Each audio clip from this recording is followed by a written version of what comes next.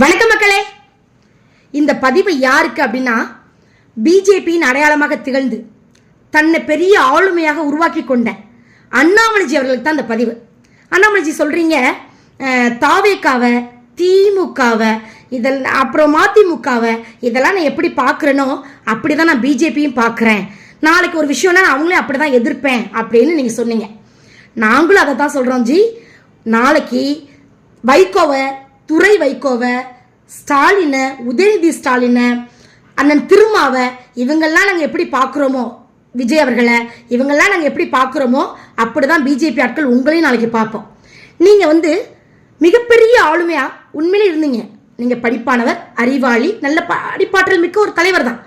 ஆனால் உங்களை செதுக்கி, உங்களை உருவாக்கி, கட்டமைத்து மக்கள் மத்தியில் மிகப்பெரிய ஆளுமையாக நிப்பாட்டினது பிஜேபி என்பதை மறக்கக்கூடாது. உயர உயர பறந்தாலும் ஊர்க்குருவி பருந்தாகாது.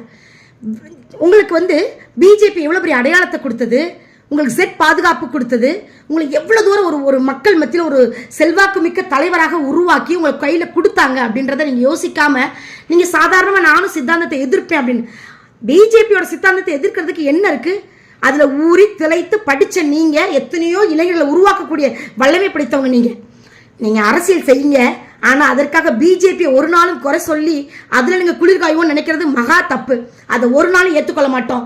ஏன்னா ஆர்எஸ்எஸ் என்கிற ஒரு பெரிய அமைப்பிலிருந்து, உலக வரலாற்றிலேயே இவ்வளோ பெரிய அமைப்பு இல்லவே இல்லை. 100 ஆண்டுகளை கடந்த ஒரு அமைப்பிலிருந்து வந்தது தான் விகிதச்சேத்திர அமைப்பில் ஒன்று தான் ஆர்எஸ்எஸ்ல இருந்து வந்தது தான் பிஜேபி.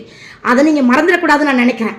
ஆனால் நீங்கள் ஒரு நாள் கூட பிஜேபியை எதிர்த்து அரசியல் பண்ணுவோம் அப்படின்னு உங்கள் சிந்தனை கூட நினைக்க முடியாது.